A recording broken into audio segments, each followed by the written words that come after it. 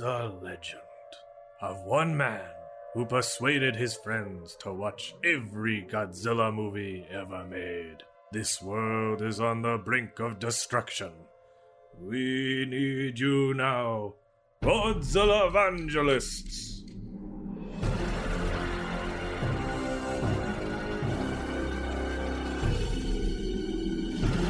Godzillavangelists, a Geek Stew Network podcast, produced and hosted by Ryan Sargent, featuring Sam Schlenker and Joanna Brodecki.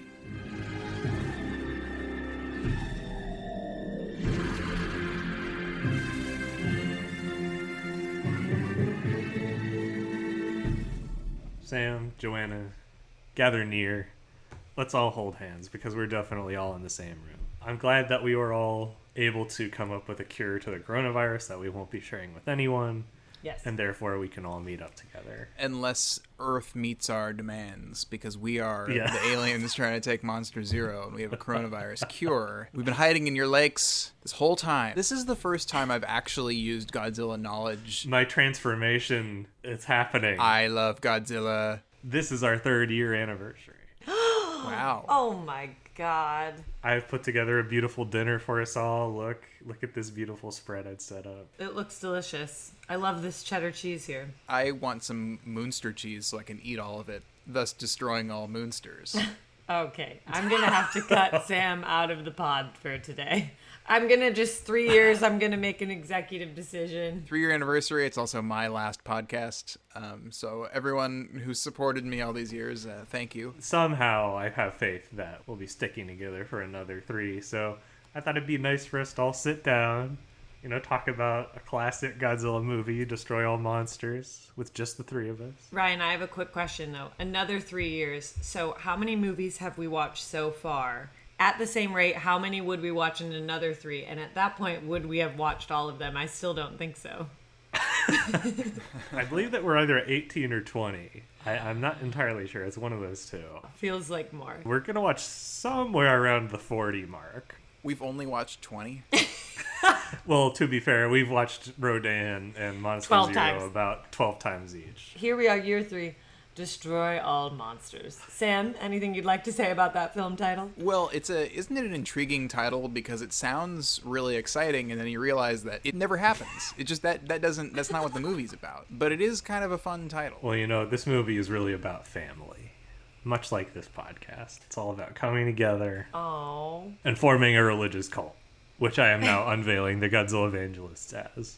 Why don't I regale you all with the story of Destroy All Monsters? Yes. Let's all have a sit around the fire and have a nice story. Just the 3 of us in your ear holes. Come join us on our compound, where we will regale you with tales that give you information on how you should live your life and what deeds you should hand over to us.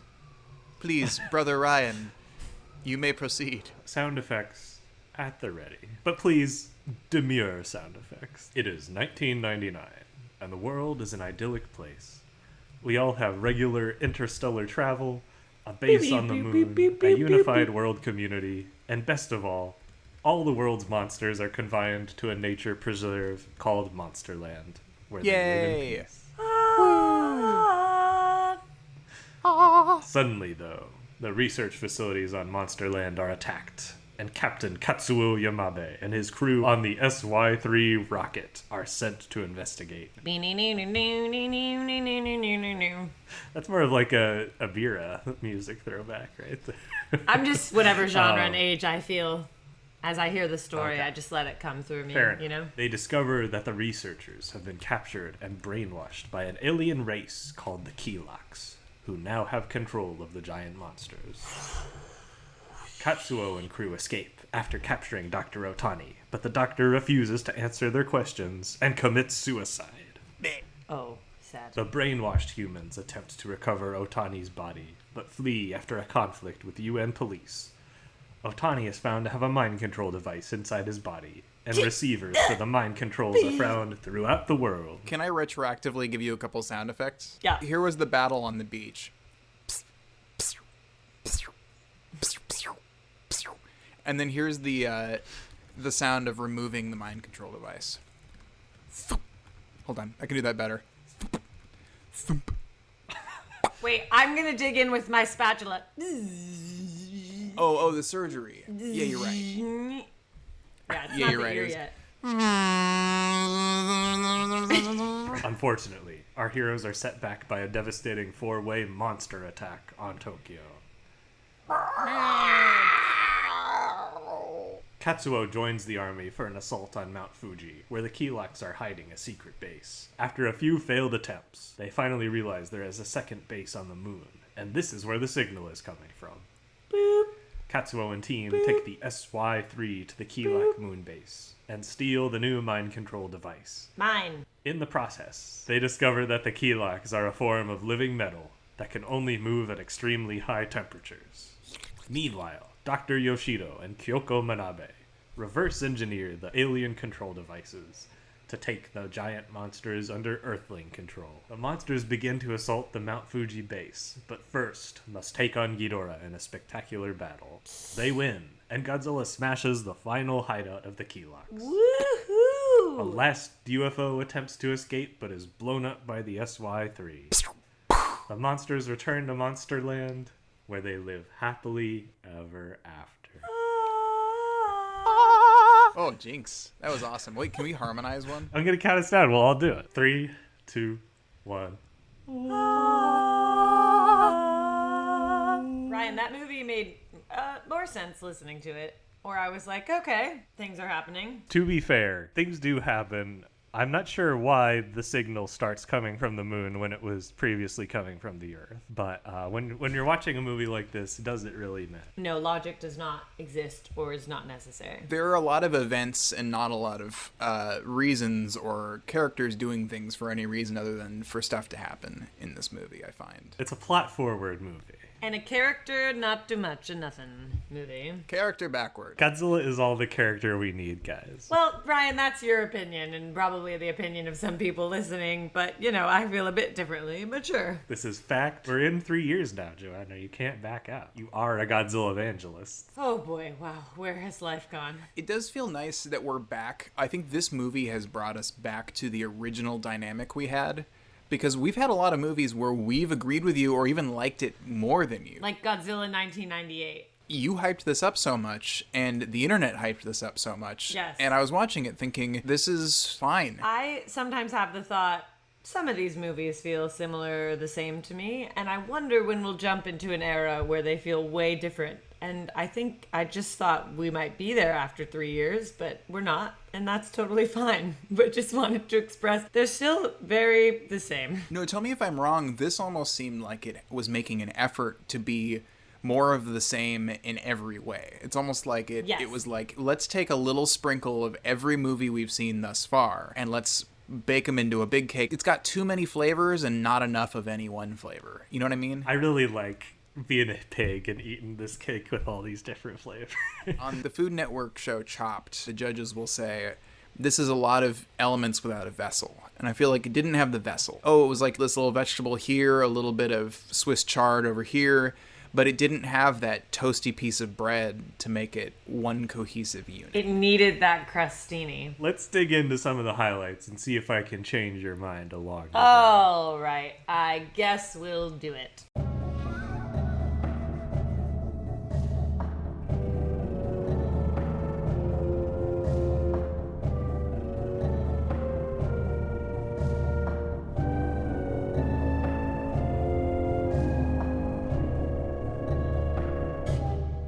Doesn't it feel nice just every once in a while to just go back to basics and for it to be just us? Oh, I love it. I wish we would do this more often, to be honest. It is very nice, honestly. I feel like I kind of forgot I forgot about you guys and just what a good synergy we had. No distractions. Oh, by the way, guys, I just wanted to... I heard we were talking about Destroy All Monsters. Will? How'd you get this number? I hacked the mainframe. You watched the movie? Oh, yeah, I actually watched the movie with Ryan. He expected to not be able to get me on the podcast. I think that's ridiculous. Ryan, you sneaky bastard. We said this was supposed to be just the three of us. It was. I was just like, you know what? I'm going to watch Destroy All Monsters. And Will was like, I'm curious.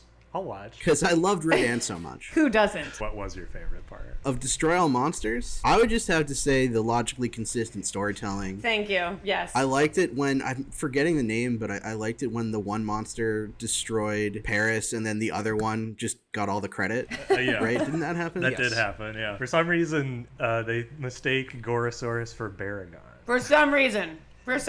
Sam, you know all the monsters, right? Oh, I have them all memorized. Yeah. I know them like the back of my hand. Who is Baragon? Is there an Aragon and an Aragorn? He's the true king of Gondor. This Baragon guy's pretty fucking cool looking. Yeah, the story with Baragon is they wrote him into the movie, and then they realized that his suit was in absolutely terrible shape, so they had to sub in Gorosaurus, and so there's just one shot of the Baragon suit at the very end after they patched it up just enough to have that one shot of him. Is it diegetic that they mistake Baragon for Gorosaurus?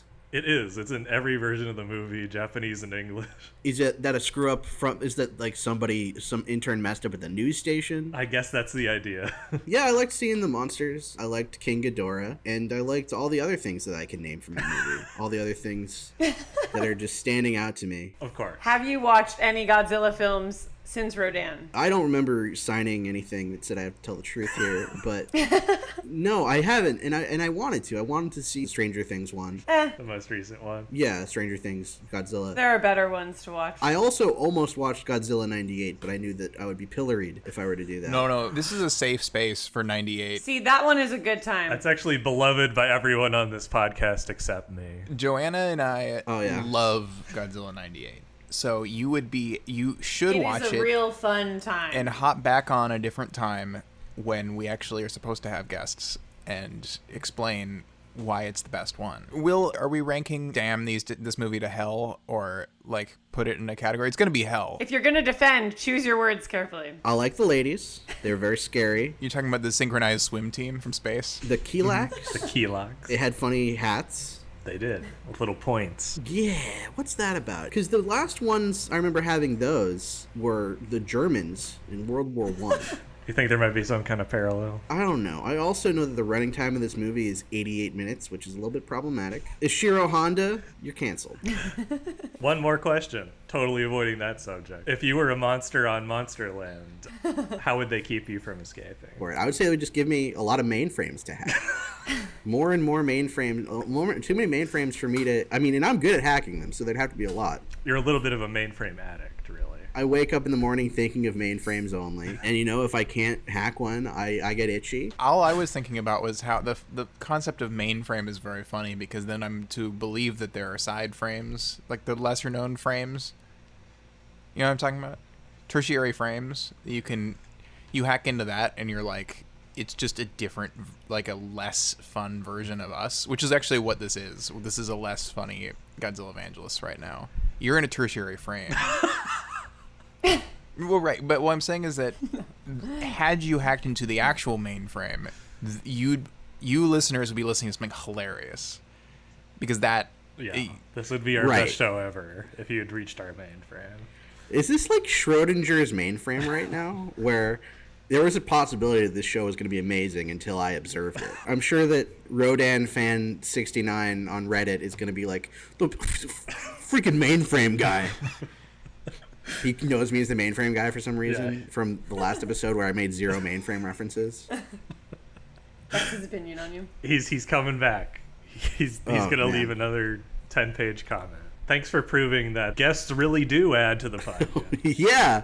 Yes. Great shit. I'll talk to you soon. All right. Bye, Will. Bye. Bye. Thanks for coming. That was like a fast fever dream. I don't even know what happened. Well, he did talk a little bit about the Keylocks. So what did you kind of think as a all-female force of invaders? What were your Keylock thoughts, Joanna? I was like, nice. Looking good, ladies. That's what I thought. I thought, time to take it to Congress. Was it disappointing that she wasn't actually evil, but was just under mind control? But the one with the cool shiny costume was the leader. That's fair. And she was evil, and she was the cooler one. Was she? Because when she talked, it was more like, hello. The earring gal, I was like, I don't know my thoughts on her. There's some issues with that. Oh, you think so? This is the worst thing I've ever said. Anytime that no. Anytime a woman is saying anything, remotely that I disagree with, I'm just gonna run over and rip her earrings out and say, You're under mind control. That was my takeaway from the movie. I hope that was yours. I think that's what needs to be, because it has to be mind control. Anytime a woman gets mouthy, Yeah, right. rip her earrings out because it's mind control. Oh man, here I am, 3 years later.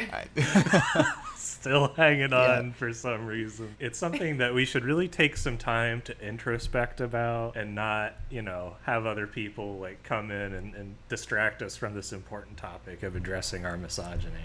I don't know. As the only female on the pod, I just feel like I have a few things I should bring up, in this moment of us looking back and taking stock of everything over the years. Ryan, is that your phone? Oh, yeah, hold on, Joanna. Sorry, Joanna. I'm sure what you were saying was very important. Okay, yeah. Hello? Hello. Is that Ed and Sandra? Yeah. From our Godzilla Raids Again podcast. Exactly. Yes. I recognized both your voices immediately. Where are you calling from? We just called because we heard you have a good recipe for Turkish meatballs. That's true. That's what our podcast is famous for. Is this a bad time? No, not at all. Okay. So we were just talking about Destroy All Monsters, a movie I'm sure you've seen just in your own daily lives. Of course we've seen Destroy All Monsters. Yes. That's the one where they destroy all the monsters, right? All of them are destroyed. Well, they take a good stab at it. Oh, a little misleading, the title. Is this the most misleading title since The Never-Ending Story? I'm just lifting a Simpsons joke now. That just is a Simpsons joke. I'm so sorry. Well, we got a bad cleanup. We had a bad first guest experience. That's true. We're counting on you guys to save us. Do they destroy exactly 0 monsters? Yeah, they destroyed none of them. Yeah, they Well, they destroyed one. kind of, but did they destroy the monster? Yeah, Ghidorah is dead. This is a canonical death of Ghidorah. I guess that's fair. The rest of them, it's kind of like they ran away from the zoo. What was your favorite part of the movie? My favorite part is when Godzilla finds the dome where, Oh, yeah, the Keelak base. headquarters. And he just kicks in the door like a badass. Yeah. I don't know if it's my favorite part, but the one that kept me up at night was when the dude just rips the earrings off the girl. Have you ever put an earring in your ear? No, I have not. The thing is, if it's an upper cartilage, maybe that much blood. But where her earring was, there's no way. It's just there's not enough going on there. And that's the problem you have with that. I was like, this hair and makeup is terrible.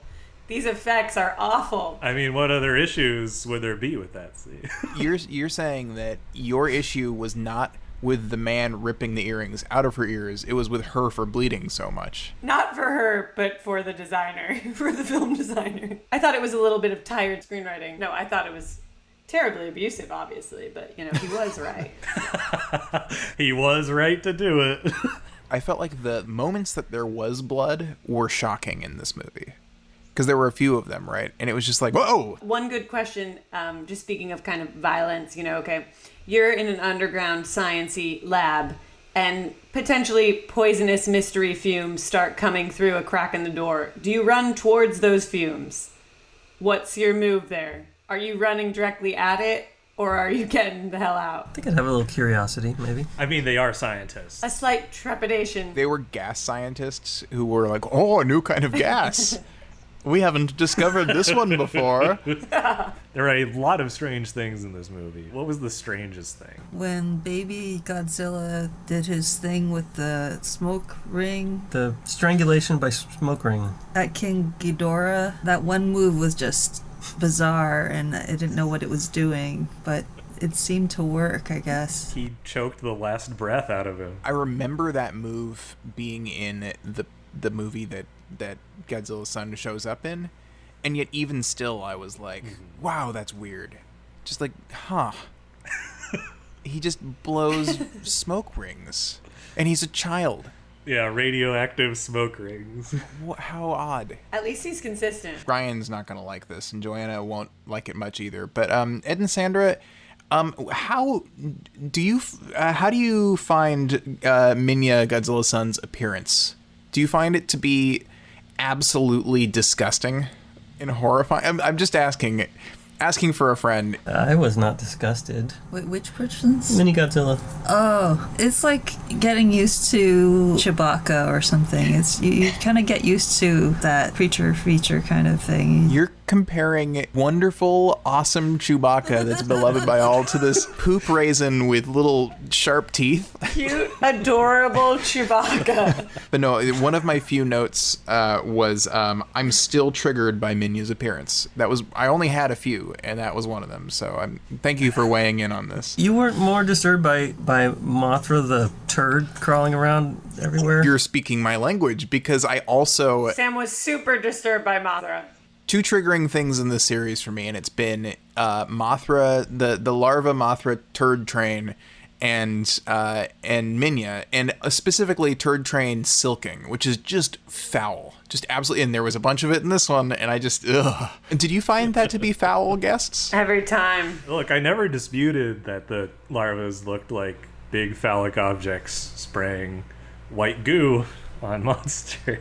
It's always been a little icky, but I will stand till my dying days saying that Minya is a cute little bugger. I have a question though. What is Rodan's use or value or power or anything? Said to move very fast and just looking to move at a mediocre pace. For this podcast, his use has been to be the star of the punching bag movie of our podcast, where that was our Joanna and I most disliked Rodan. One thing he did accomplish is destroy the Kremlin and therefore destroy the Russian bureaucracy. At least he did one good thing for humanity. Not for long. No, not for long, Seth. I gotta say though, the location shoots were amazing. They went all over the world. Gigantic helicopters. It was a big production. Did this one feel any less janky? Because you were on the jankiest film we've watched. That was your episode. So I'm just wondering, like, how does this compare? Do you feel like we've taken a large step forward, or are we still in the jank zone? You know, I think they could have gone further with the jankiness if they had like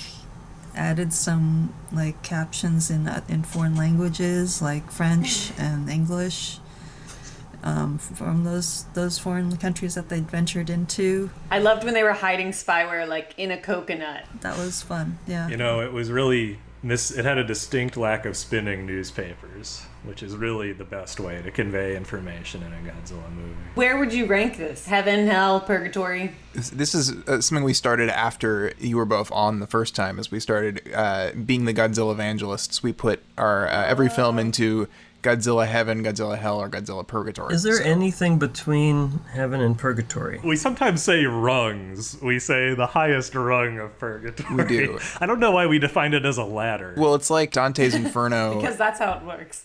Hell is below, heaven is above. I would put it near heaven for sure. I still don't understand the movie at all. I need somebody to like give me a flow chart of all these organizations and what they do and how they were coordinating, because I just don't get it. And then the Killax, we didn't even talk about the Killax. But it looks amazing. It's like Wes Anderson and Jerry Anderson, or... Yeah, and you said that properly with the long extended axe. That's how Japanese people would properly extend that vowel consonant. They would add time to that axe. Good. Yeah, I good. did it. You did it. You did it properly. I totally agree. To get in a brief, genuine compliment on this movie is I think it has some of the best color. Like, when I think of a movie with like good color, I always think of Destroy All Monsters. It has this beautiful color palette, just like totally 1968, and I'm all about it. I know, we want the helmets. All right, we'll see what we can do about getting them for you guys. Thanks for coming on again. So the meatball recipe, you're going to send it, or what? Yeah, I'll share it with you on Slack. Oh, okay, great. Thanks for being on. Thank you. Thanks, guys. Thank you. So, Sam, I really don't appreciate you slagging on Minya when Ed and Sandra were on. Like, I thought we were over this. I thought so too, but then this movie actually just reawakened my pure disgust. And I think I don't want to keep... people are going to be mad. I don't want to keep going off on Minya, but I just want to say, for the record, Minya looks like... You know when someone has pooped in a toilet and hasn't flushed it in a while, it's been like days, and so it gets kind of like gray, like the color, it's like gray and smooth. I can't listen to this anymore. Did you guys hear something? I am here on behalf of Minya Lovers Anonymous, MLA, in MLA format, and I can't listen to this craptastic comparison to Pooh. It's sick and wrong. He is a young 2000 and something month old baby, and he's defenseless. It's my sister Lauren here to save me at the perfect moment. Ryan needed help and she arrived. I won't let Minya go undefended. Just like Godzilla and Minya, we're gonna tag team. That's right. And though this might not be his shining moment, he's still cute. Wow. The tables have turned. Here I thought I was in a safe space, and I even maybe had the majority a second ago with Ed and Sandra, but I am outnumbered now. No. We'll still call it half and half because I'll still be on your side, Sam. Okay, good. Okay, well, excellent. Then you know what? I thought you liked Minya. No. Yes. I think we're all missing the true point, which is this battle would not even have been won without him. So you can say he's ugly all you want. He can still kill a 3-headed monster. I mean, listen, does he have powerful smoke rings? Sure. I'm strictly referring to the fact that his appearance makes me sick. That's all I'm suggesting. He's stronger than 20 adolescent vapors with his smoke rings, but he's also just adorable. Why does he? So, Lauren, can you explain to us why he vapes? Why does he do the smoke ring? I'm still confused by this. Well, I think that e-cigarette and vaping propaganda has really become to the forefront of our media for our children.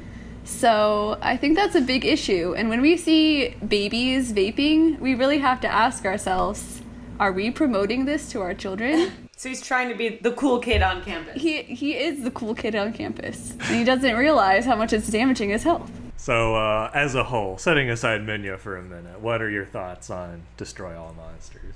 Well, rewatching it, I remembered it pretty fondly. Mostly I remember the end scene, and watching it back, I remembered why. It's because pretty much nothing happens the entire movie until the end. I was watching and it was like they were making up problems to have when there was really just one big main issue.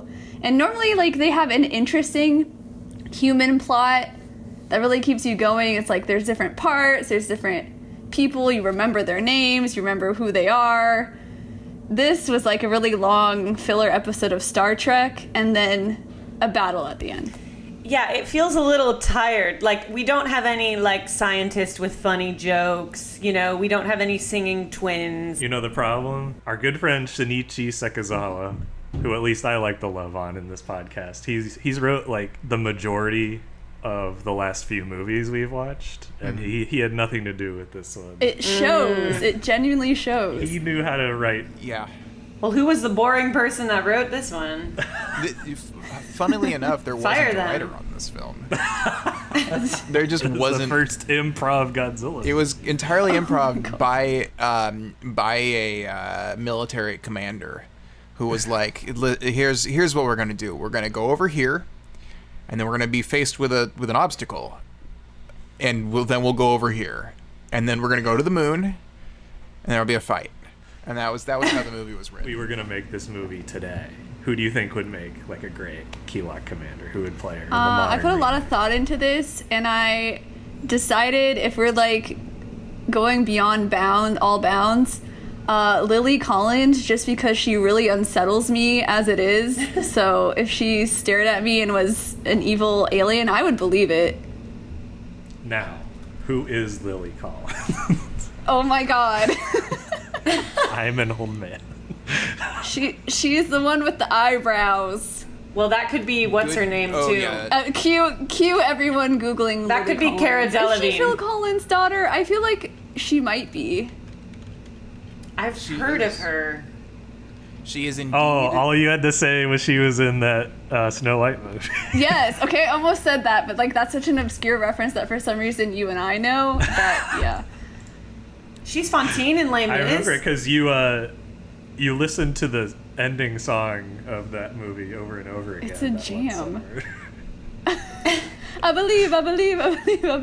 She is Phil Collins' daughter, by the way. Okay, I thought so. So, just looking at the images of her, I think you can imagine the unsettling stare and emotionless The best part of that would be Way she that her brings it. theme, whenever she appeared, could be, I can hear you coming in the air tonight.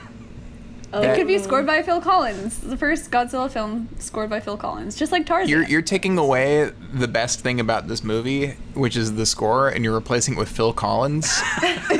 The one thing I liked in this movie is gone. That's true. I did like it, Akira too. Ifukube is killing it. He's on his game. He's like, woo, I got to do a lot of the legwork here. Guys, you didn't give me a lot to work with, so me and my orchestra, we're taking it to 11, you know? When I interrupted this podcast, Yes. I at first thought that I was going to bring up that we should call Child Protective Services for Godzilla because I don't know why he brought Minya to this intense fight. It seemed very out of place. I love Minya. I love to see him in all contexts, but I was like, why did you bring the baby to the battle? And then he just stood aside and wasn't hurt, which is good. But I'm going to bring this up a level and say that I found a lot of this battle to be weirdly sexual, so I think it was even grosser and worse that he brought Minya. You know, like, it was an orgy, at least at the beginning. I mean, it was very orgy-esque. I thought it was a horrible place to have a child. I'm just going to say, like, children need not be on this island. It's the second most sexually perverse island I can think of offhand. This brings up way more questions for me. Is Minya actually a baby? He did participate in this orgasmic battle, so I don't know. That just makes me think about things very weird. I'm going to set that aside. Thank you. Because Tabled it's for too now. uncomfortable. We're gonna table that. I have one more comment to make, not about Minya, Yeah, we'll take but it. about another of my favorites. Who? Where was King Kong? Okay. Yeah, you're gonna say who when I say who it is because that's the same comment I have. Great. Baragon got one single shot and then never appeared again. This is a recurring I love theme. Baragon and he's adorable. He's like a little dog. Ryan, tell her Believe the it or not, beats. multiple people have brought up Baragon today. As they should. As they should. And then I watched the English dub version. Maybe that was a mistake on my part, but during that battle, one of the comments was like, this is a disaster with sudden death or something. And I was like, no one's dying. So for a second I thought, okay, maybe Baragon had a heart attack and that's why he didn't participate. Yeah, he's having a heart attack on the side, and Varon and Manda are trying to massage his heart. I guess they succeeded because he's there at the end. Okay. See, I don't know where he went and I really wanted to see him fight. I know, that is always weird, although explainable for budget reasons, but that three of the monsters just like stand over to the side in the final I would fight. trade the money they paid for Gorosaurus, who I also don't know who that is, and Manda to have more Baragon time. What did you guys think of meeting Gorosaurus?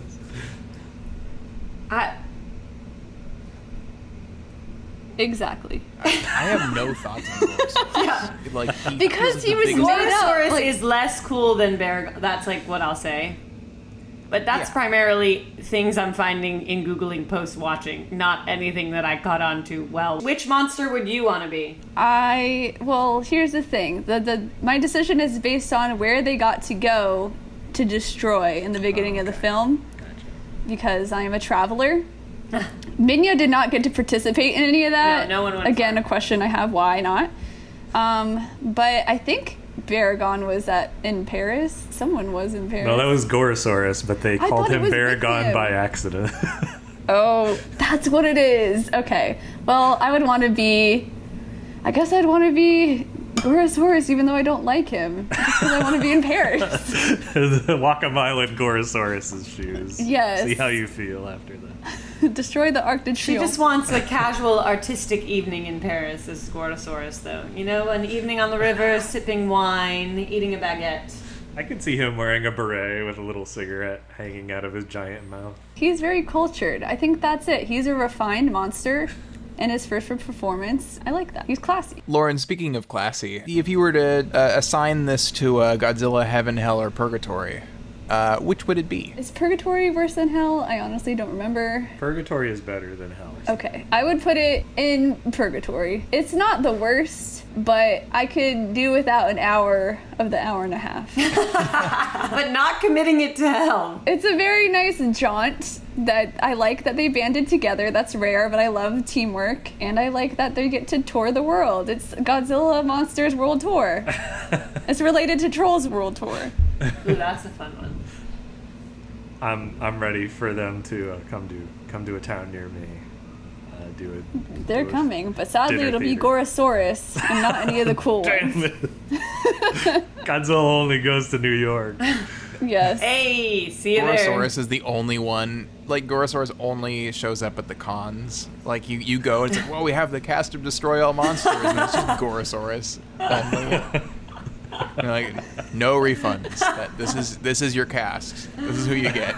I was just gonna say, I was thinking the other day, and like, if anything in New York happened, like a crazy extraterrestrial phenomenon or something related to this happened in New York, at this point, I think we'd all just be like, meh, that's what you get for living in New York. Like, we're all so numb. We're all just like, yeah, sure, why not? All right, well, Lauren, thanks for coming on. No problem. I'm still coming for Sam. I will not give up the fight. And I will always be ready to compare Minya to various stages of poop. Of course. Love you guys. Keep listening. Goodbye. Ah, so lovely to have your sister on again. Even though I felt a little stabbed in the gut when she said an hour of the movie could have been. I'm just glad we finally agreed on something. She said, I didn't hate the film, but I would have accepted an hour to be removed from it. Yeah, I wish that it were more the length of an animated half-hour cartoon as opposed to a film. Yeah, but see, then you get the problem with those animated Godzillas, and we can never seem to be free of those things. Mata Dene.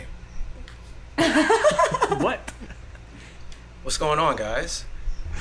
Is this Greg the only person who's ever attempted to defend the Godzilla anime movie? It is I. It is he. Do you just appear beside anyone who wants to badmouth a Godzilla anime? Because, like, that was amazing. Thank you so much, man. I've been working on my teleportation jutsu. Your timing was impeccable. Thank you so much. As long as you're here, we're talking about Destroy All Monsters today, which I'm sure you've seen. I have. What were your thoughts on it? You know, the big thing that jumped out to me was I really have to admire the dedication to the miniatures. Because, you know, I figured that this movie was made for adults, right? Yeah, adults and kids. It's like a family movie, maybe. It's a 4-quadrant movie. I realize that some of this is with the time, but still, like, it's just impressive that they would be that dedicated to all of these miniature sets that really, really don't seem at all convincing. But they're really well made and detailed, so you can tell that, like, this is some of the best that could be done. Like, somebody was trying really hard, even if the result was not perfection.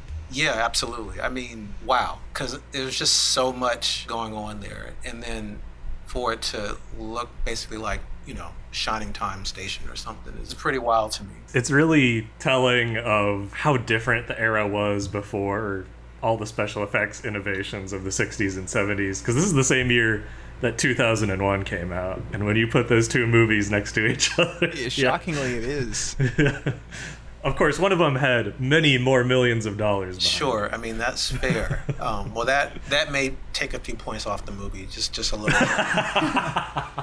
I shouldn't have brought it up. Now that he's got more context. To check off another list on stupid things that make Ryan cry in these movies, which is the ending when all the monsters are celebrating after they beat Ghidra.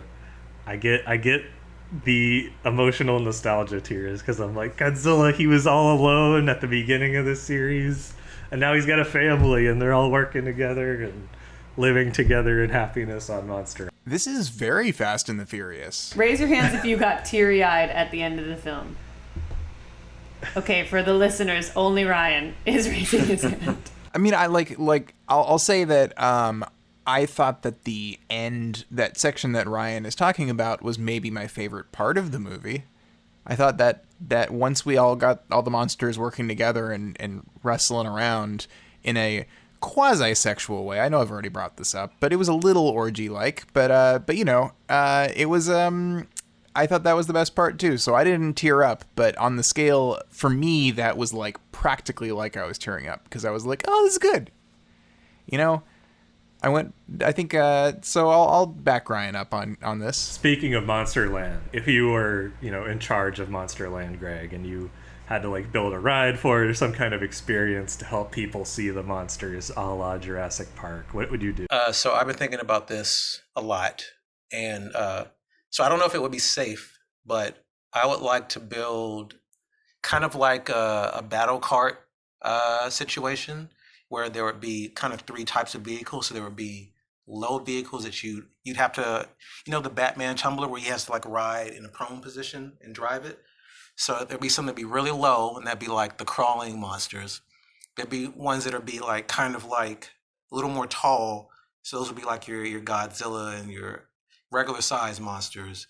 And then I don't know if it has to be on rails or if you can just let someone kind of just swing over the top of the arena. Like a cool long zip line going all the way. Yeah, something where you can you put them up in there for 3 minutes, and then everyone has little tennis ball guns, and they're trying to hit the targets, and you just go and you just free for all. That sounds very fun. I think that would aggravate the monsters. For this film, where would you place it? Heaven, hell, purgatory? Where would it sit for you in the realm of perfection or non-perfection? I put it in heaven because it doesn't hurt to watch.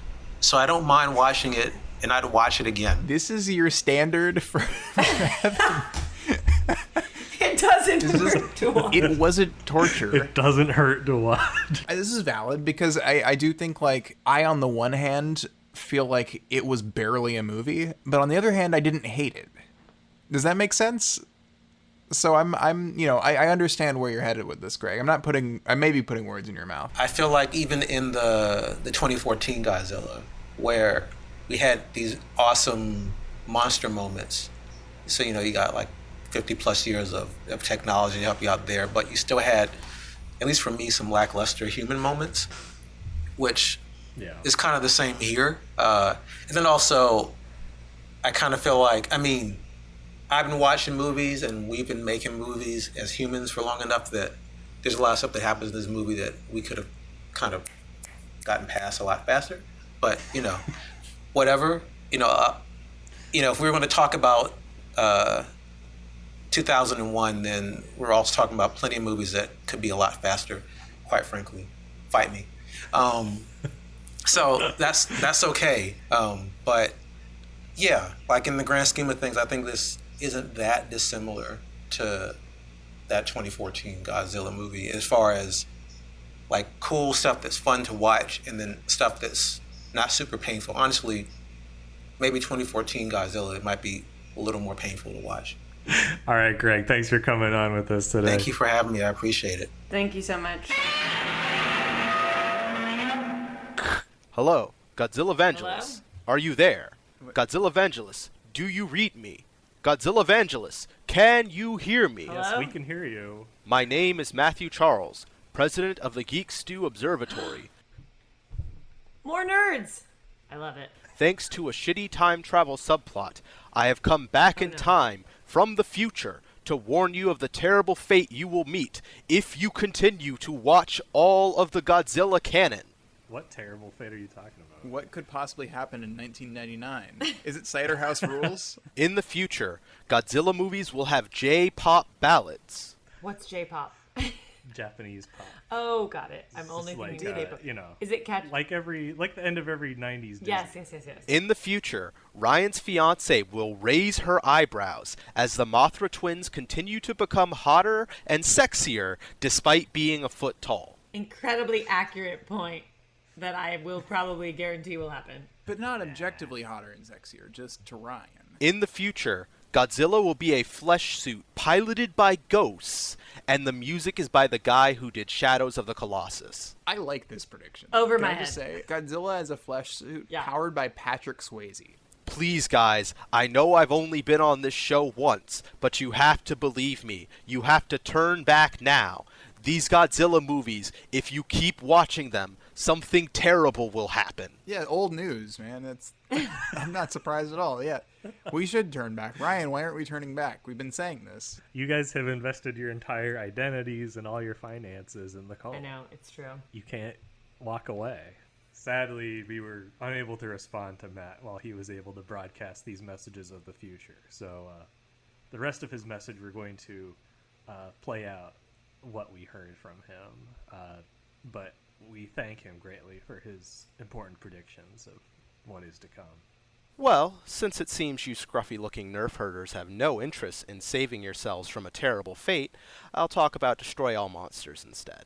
The whole movie kind of feels like a ramp up to the showdown with King Ghidorah, and while I wouldn't go calling it the best fight there's ever been in a Godzilla movie, it's definitely one of the most brutal and one of the most memorable. Ghidorah puts up a real effort, but he just gets stomped, and the fact that the movie lets them, like, stomp and beat him to death and draw blood and just all this stuff is very different and very shocking for a Godzilla movie.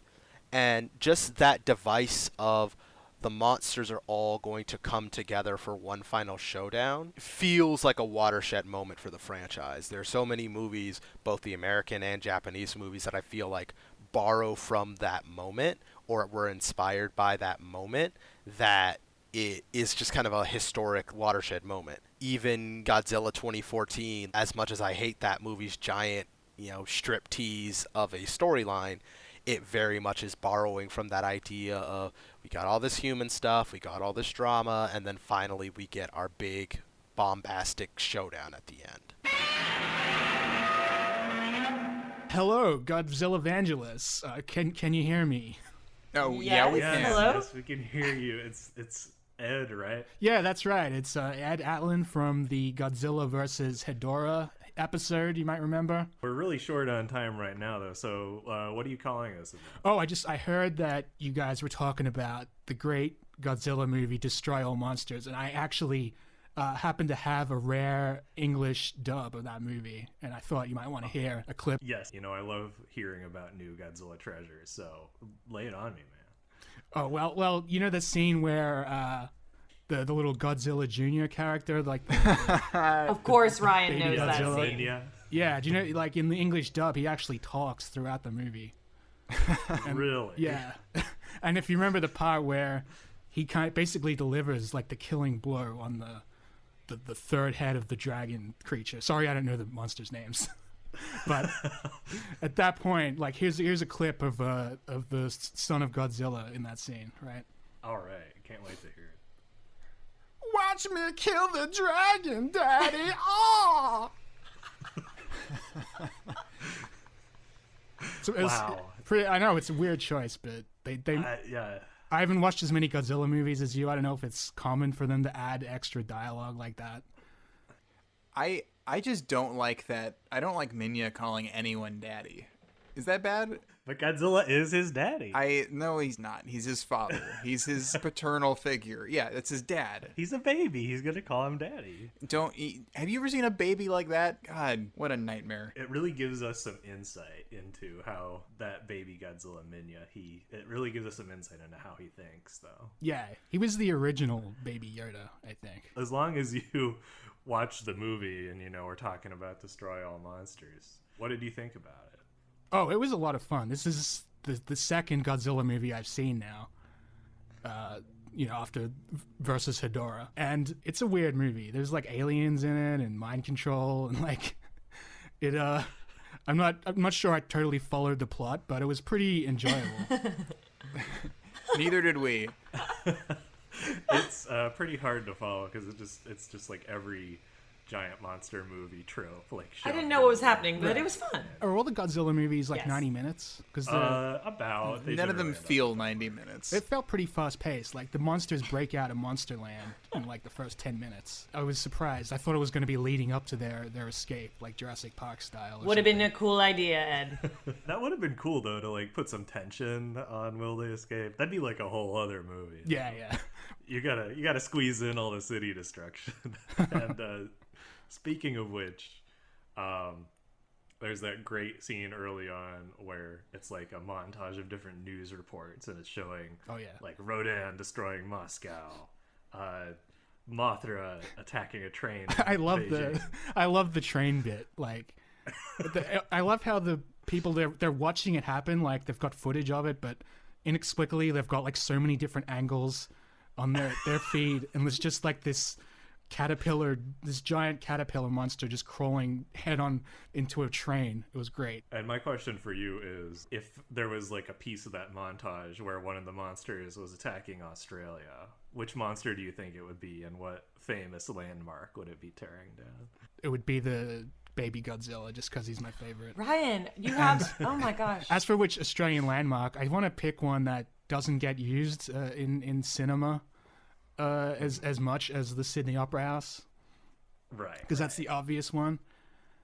There's a great landmark in Queensland called the Big Pineapple. You can Google it if you want to see. Googling now.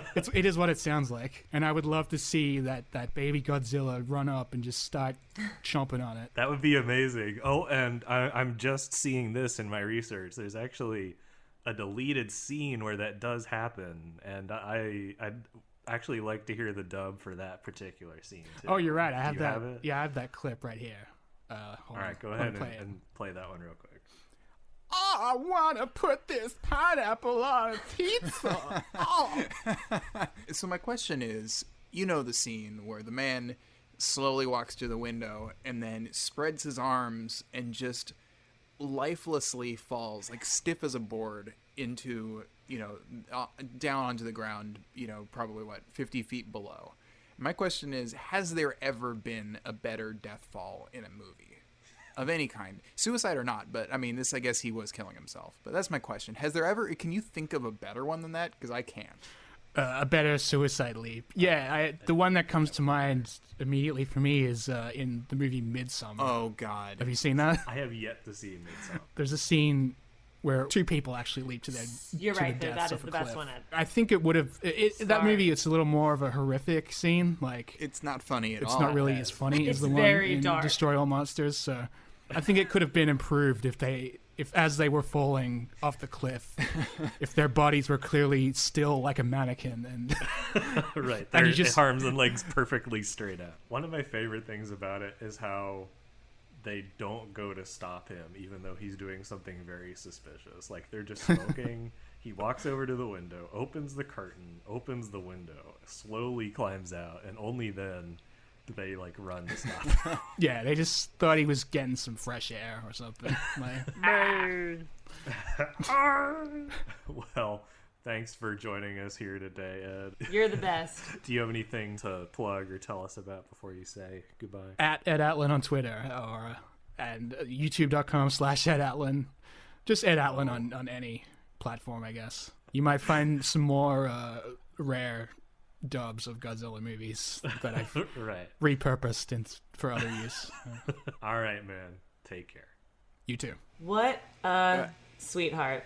I can't believe we had such a great friend all the way around the world. Godzilla really connects people, right? I would argue that no guest could ever do a better job than he just did.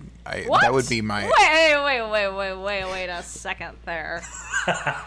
Hello? Is that Charlotte or like a 1940s mobster? It's both. Hello. Yeah, I heard you saying no guest could be better, and I beg to differ. It's Charlotte. I'm back. Charlotte, what did you think of this movie? Destroy All Monsters, which I keep wanting to call Calling All the Monsters, which is a song from Disney Channel, but that's not what this is. It's Destroy All Monsters. I thought it was a ball. So many strange things are happening. They're traveling everywhere. They're all over the place. Every strange thing that could happen in one movie kind of does, in a weird way. It's kind of like every element that could be in play. I kind of felt like a James Bond kind of movie, but just also with monsters and dinosaurs. Yeah, and the moon and mind control. Yeah, those things too. I've always thought that James Bond movies were just missing giant monsters. That's really the only thing.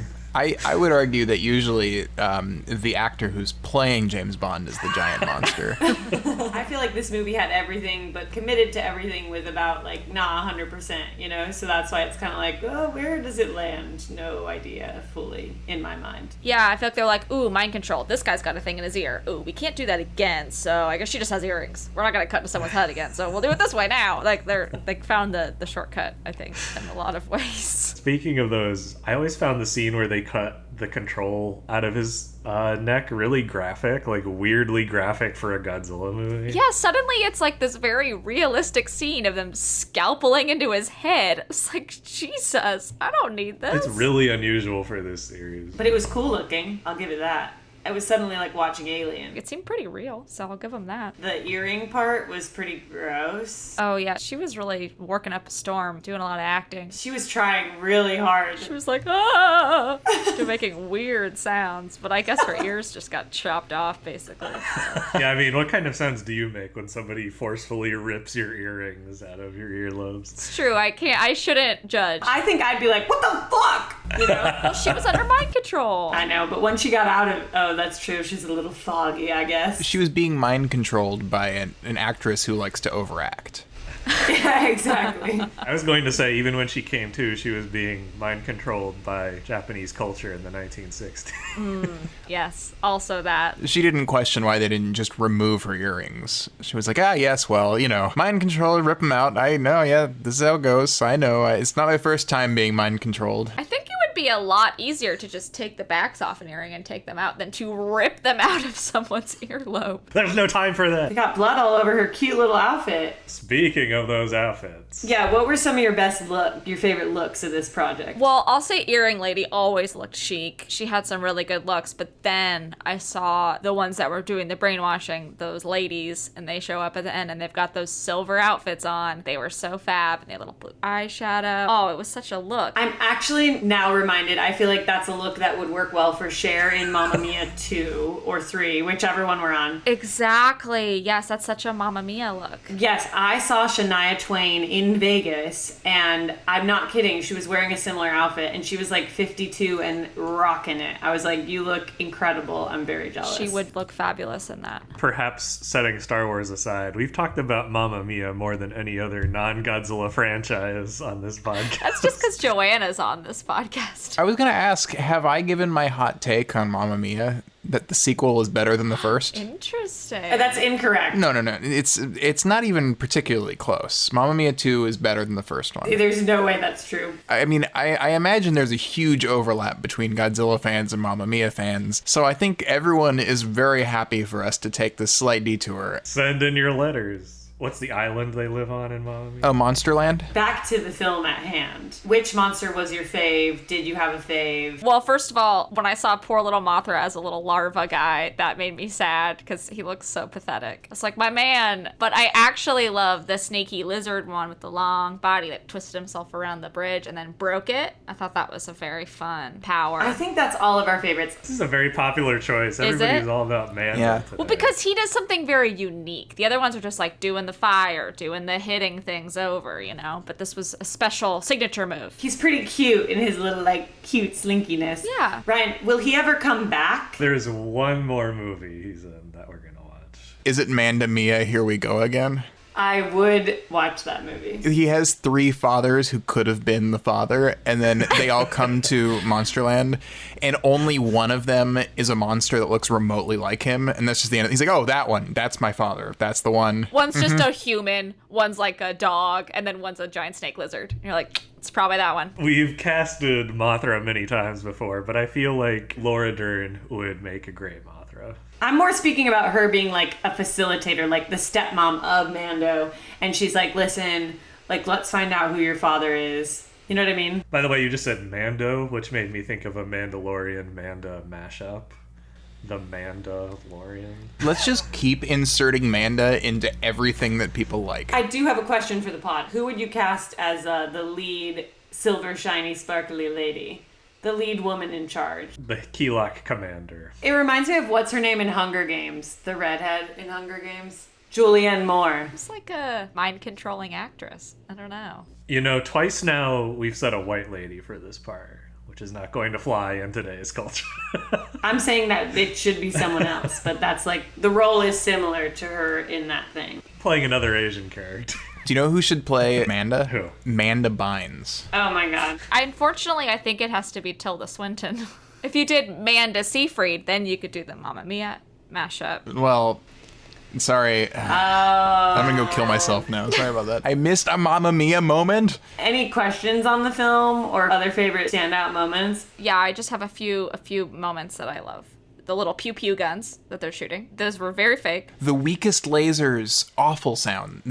Every gun and laser just so pathetic. They were all set to like low. You know what's really funny is I just realized what they're supposed to be because I was watching them with a few friends and one of them said, "Oh, look at their little space guns," and I was like, "They're pneumatic guns for shooting in space." Oh, so they work differently because they're in space? Yeah, because you can't light gunpowder, so you gotta have an air hose shoot the bullet out. Oh, see, the light bulb took a little bit longer to click for me. They needed to get some kind of sound designer. The actual gun inventors needed to get a sound designer to make the guns sound cool, because nobody.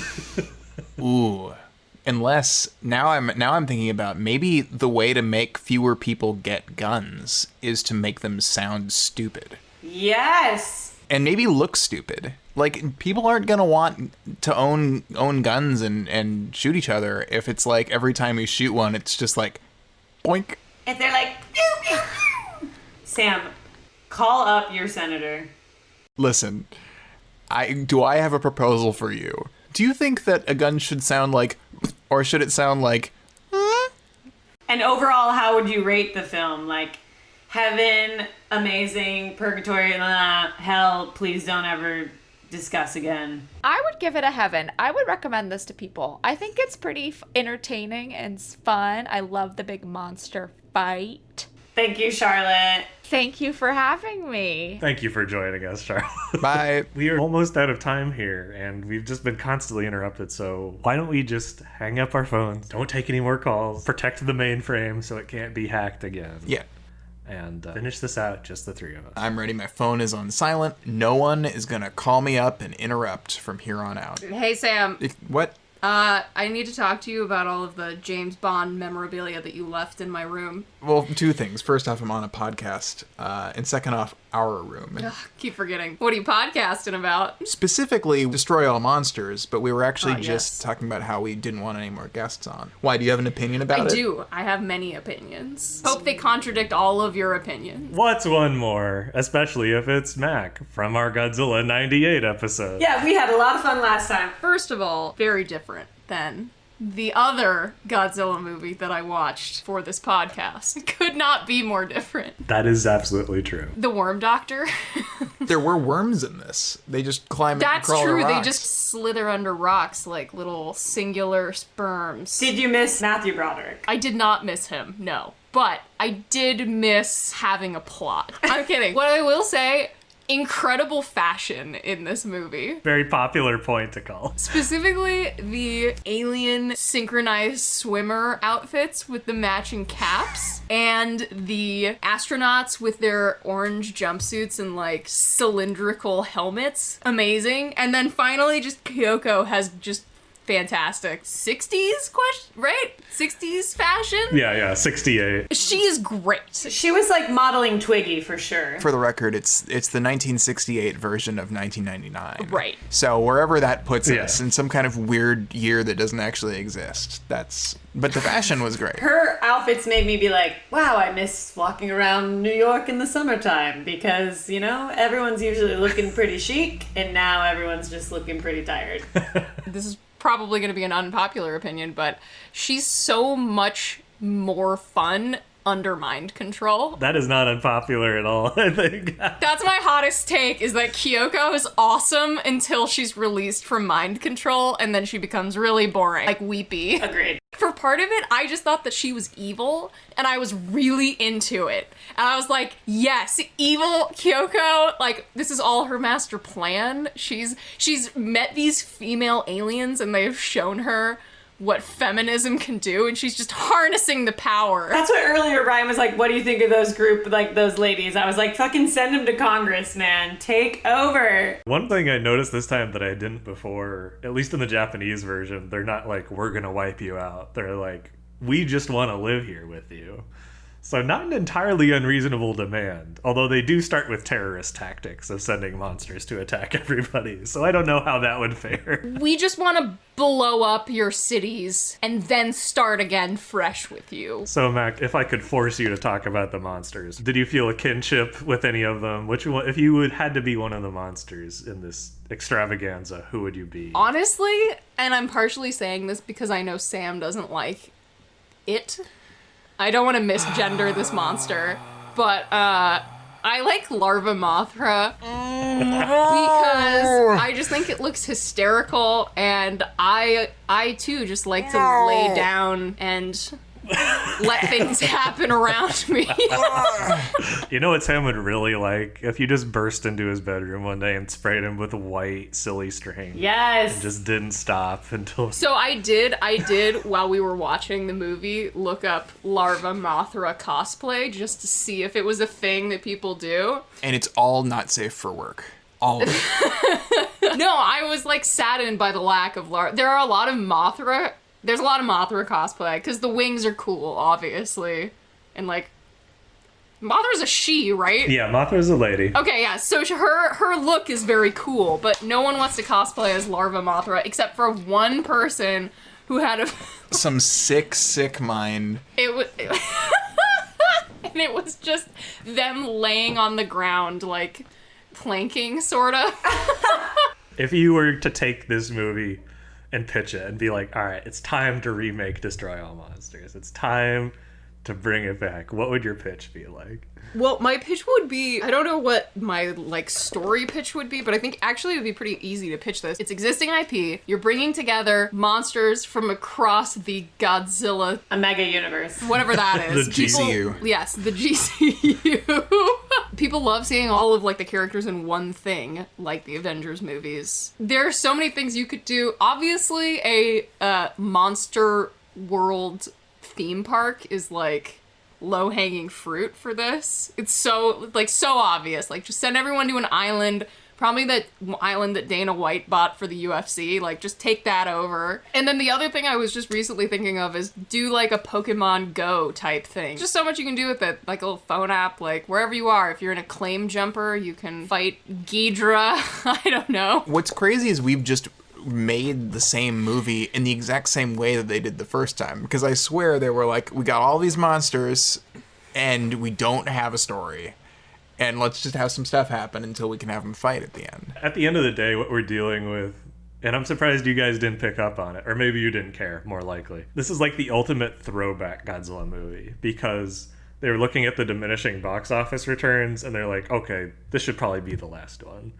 And so they threw everything at the wall. They upped the budget compared to the last two. Like a going out of business sale. Yeah. It was like family video kind of like attempt at it. So they threw in all the old monsters. They threw in the alien plot. Like everything. Like it's like all the kaiju tropes like stuffed into one movie for better and worse.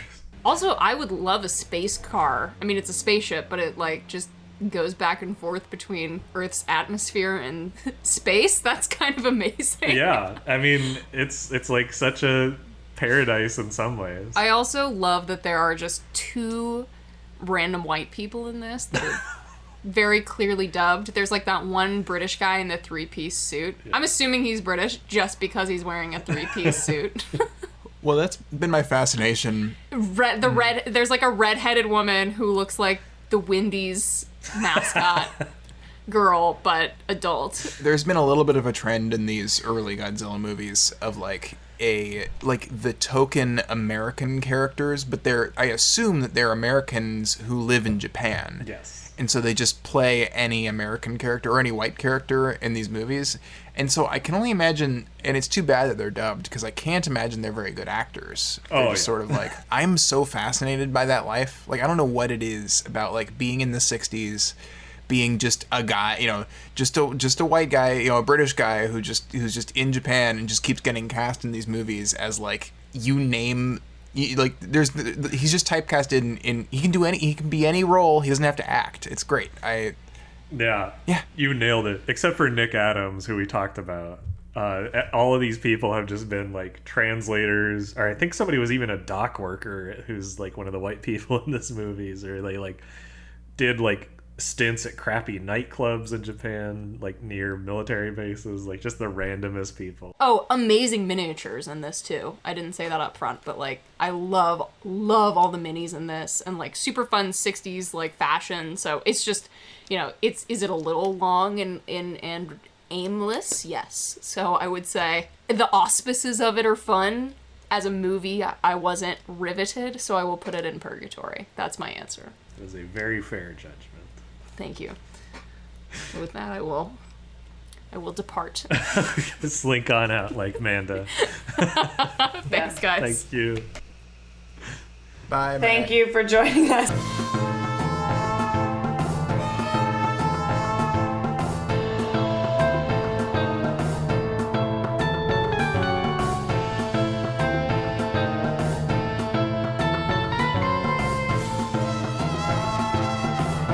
And with that judgment, I think it's time to finally lay our cards on the table and give our own. Joanna, kick us off. Well, we've heard a lot of opinions today.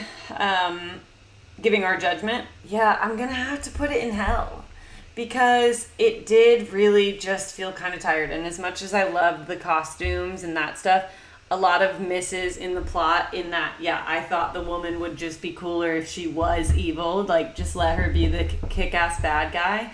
And I just thought there was a lot of like zapping around kind of aimlessly, and there was no fun character to stick for, which is like a key highlight for me always when they like really lean into the kookiness.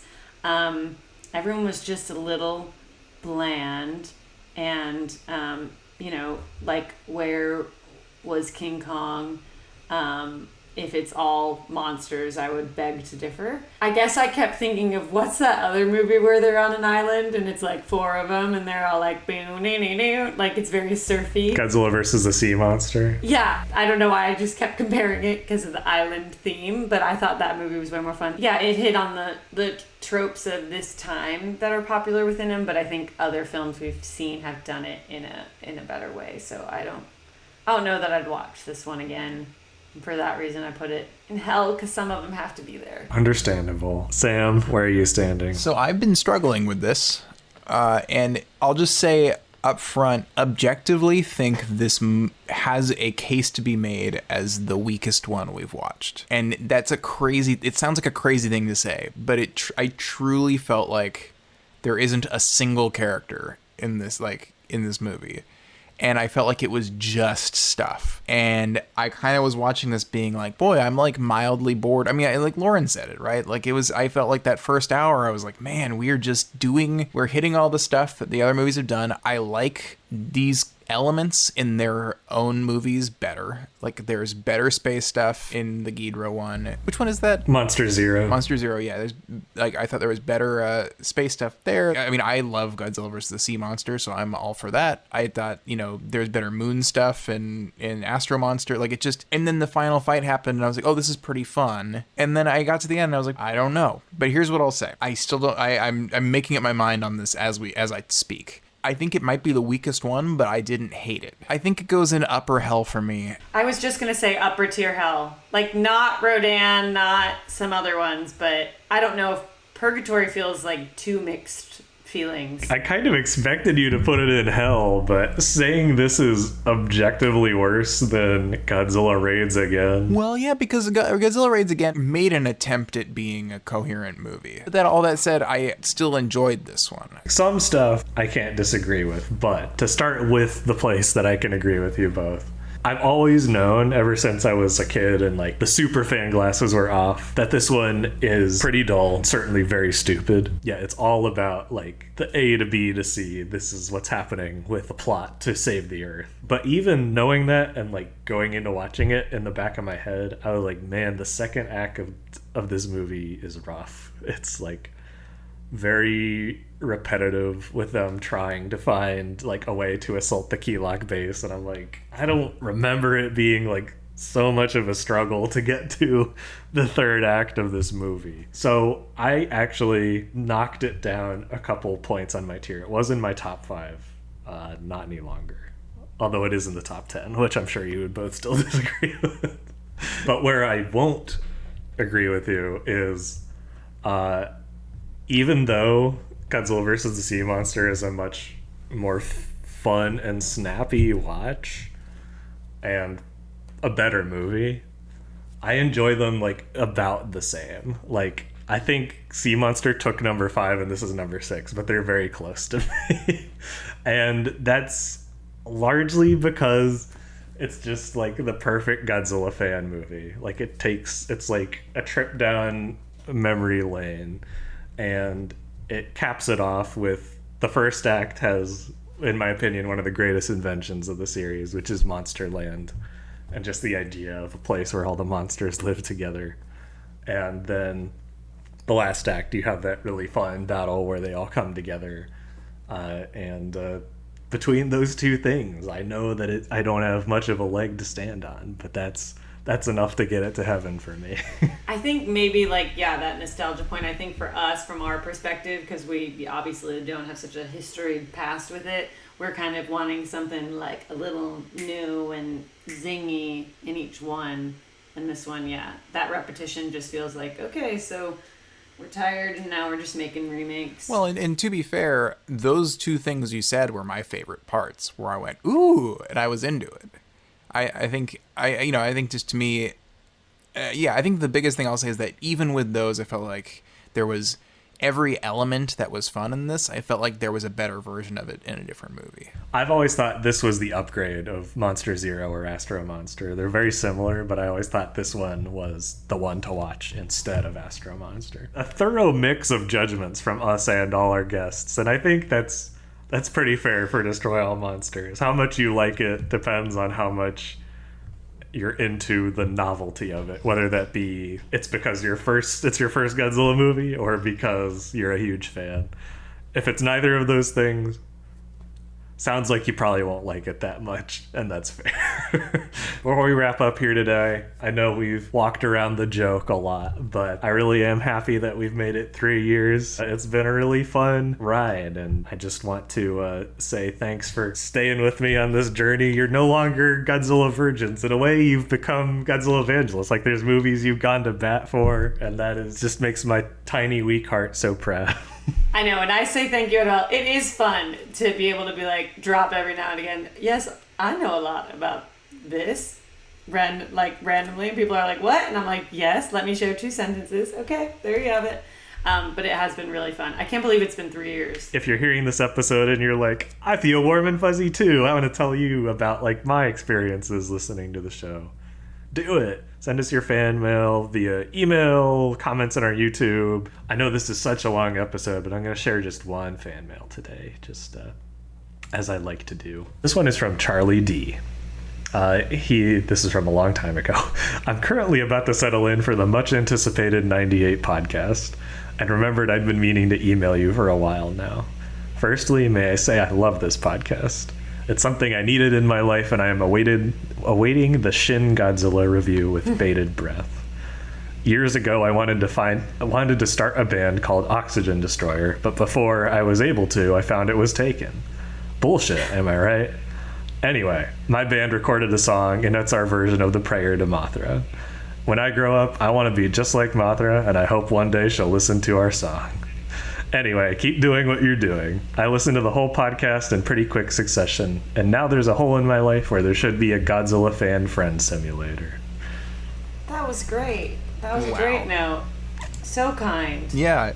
We're going to go now so we can stop melting in the heat.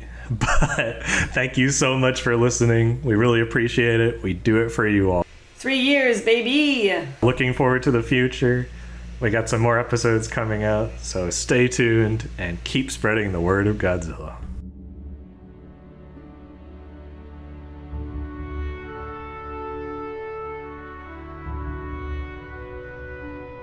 Godzillavangelists is produced by me, Ryan Sargent, with support from my friends Joanna Brodecki and Sam Schleicher.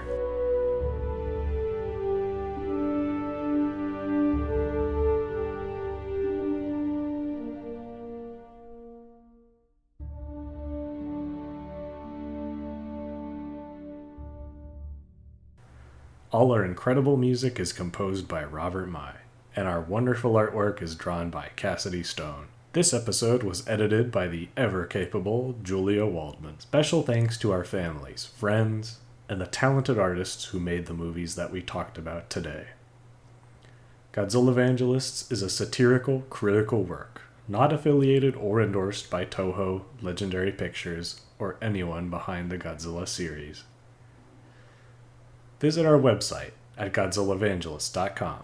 We're also on Twitter at GodzillaCast and Instagram at Godzillavangelists. If you prefer to listen to us online, we have a YouTube channel. Thank you so much for listening, and we hope you join us again next time. In the meantime, keep spreading the word of Godzilla.